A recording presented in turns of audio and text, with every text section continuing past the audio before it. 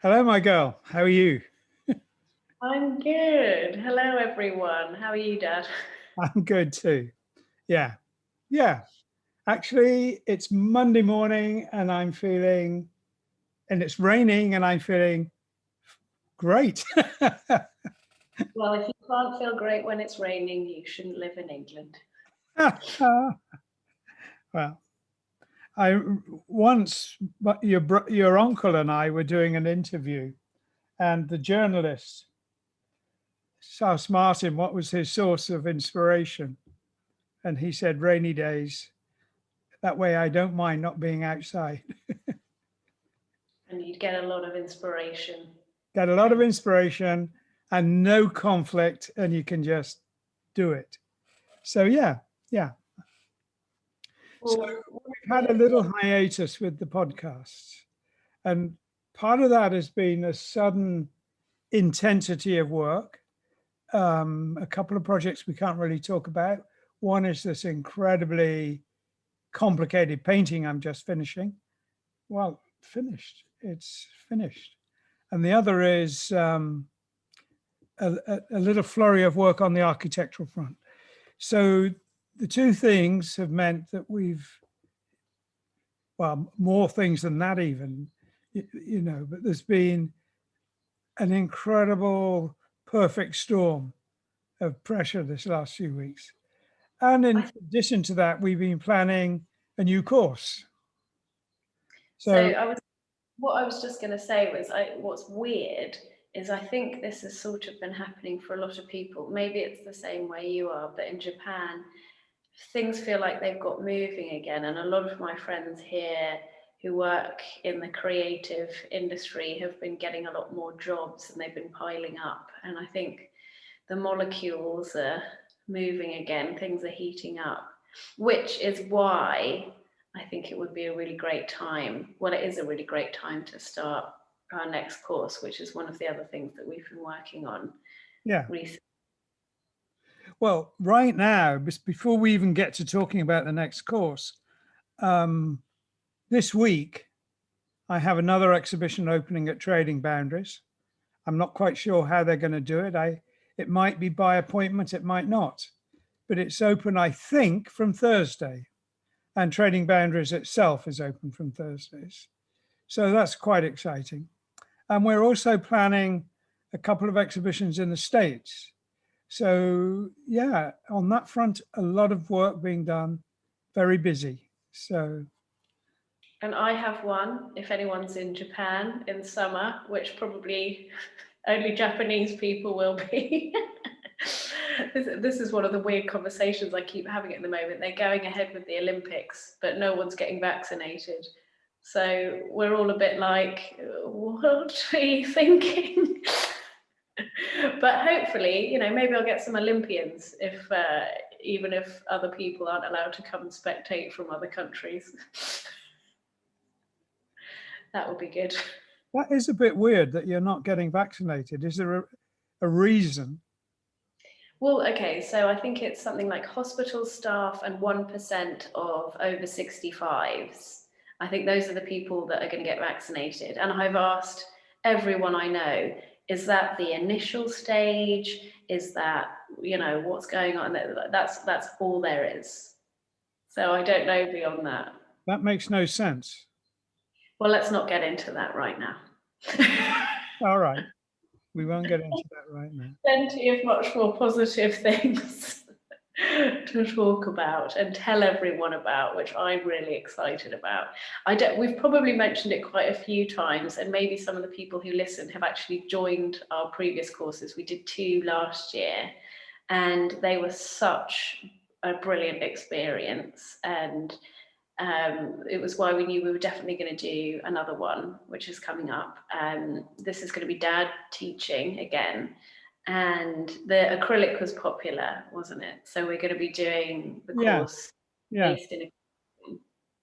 I thought we would do something entirely different, but there's a lot of requests to look at again at acrylic painting, and this time to put a much more detailed and focused look at creativity.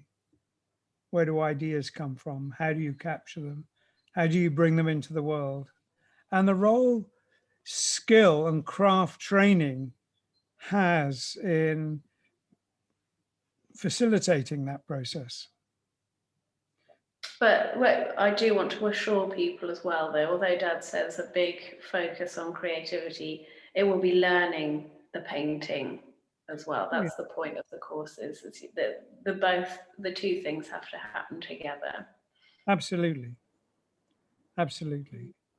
And we have one final Zoom chat with each individual member of the last course. So once this sudden, almost crazy period is over, which I think will be a couple of weeks, we'll do that final Zoom. And so I think one nice thing to mention is the fact that on the course, you do get feedback from Dad. So it's 6 weeks, and there are regular intervals where Dad will talk through the work. Yes. And yeah, it's basically everything is set within a Facebook group where we stream videos and everyone can share their work, and it's a really warm and compassionate environment, isn't it? Everyone is really supportive. So for anyone who feels anxious about doing that, there's, in the previous 2 courses, we've had a range of people from professionals to beginners, but everyone has been incredibly supportive and supported. I would say people have learned as much or more from each other by being on the course as they have from me. I mean, literally just today as well. I think the first one was almost a year ago, and we have an alumni Facebook group as well. So if you ever join any of the courses, you'll automatically be put in the alumni group, and it's been going nearly a year now, I guess, and everyone is still sharing things and chatting and showing inspiration and what they've been working on. And I would say part of the value of the course is in that community alone, let alone everything else. That's been amazing, hasn't it? It's been amazing, yes.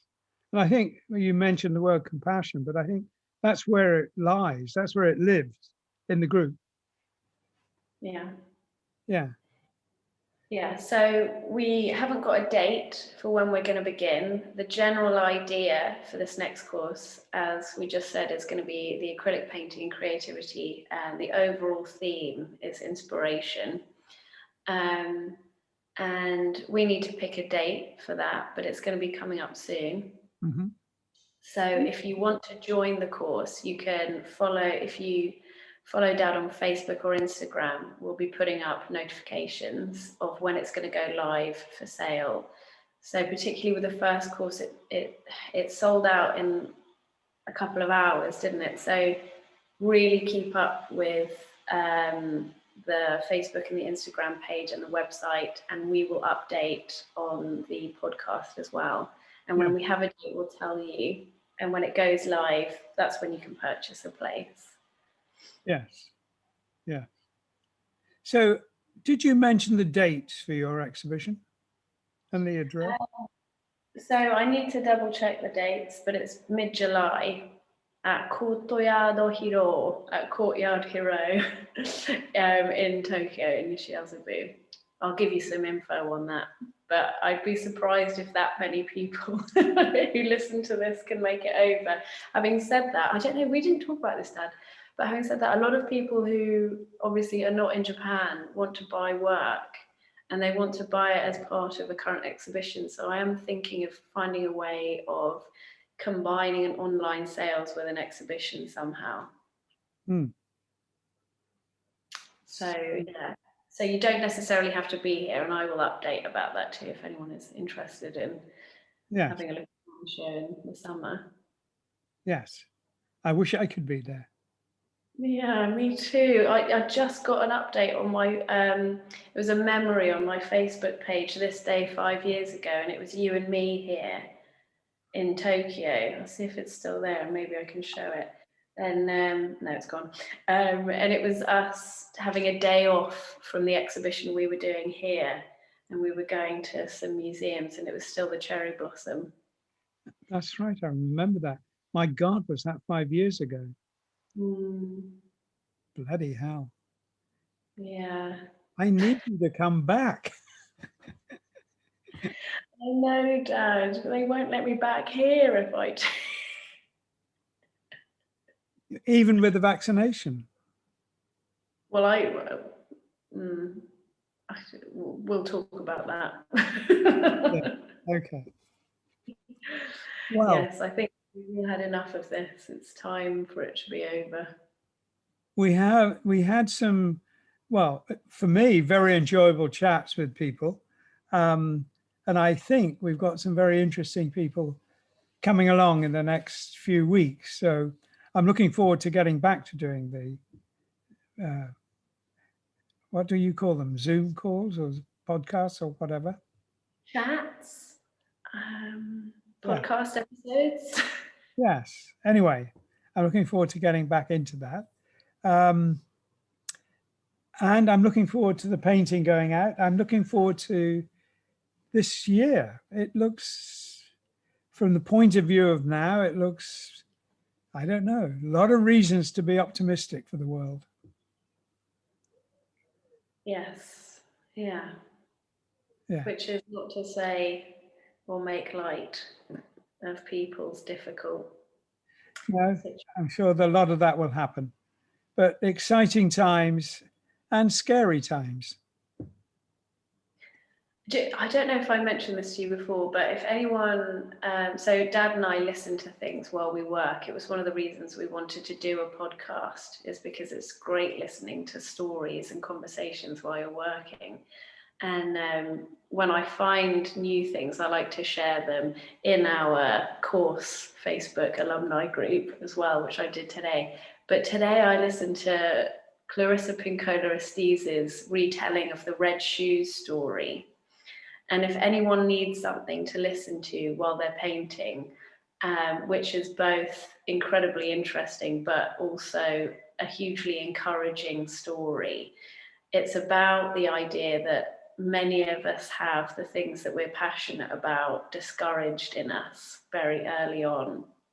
Yeah. And it can create a void that culture fills with distracting things that look a bit like that thing you loved when you were young.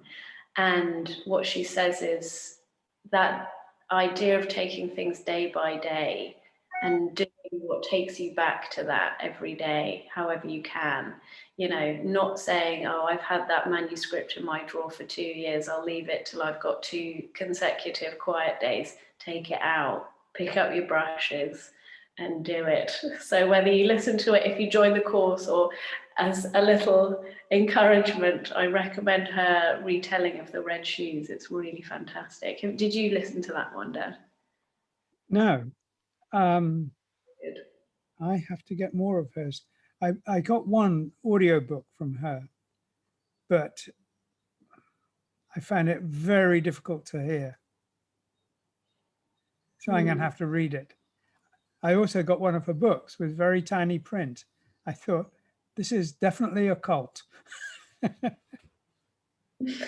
That's how I feel about her, Clarissa Pinkola Estes. I do feel like there's nothing she says that I don't find absolutely, you know, true to my life.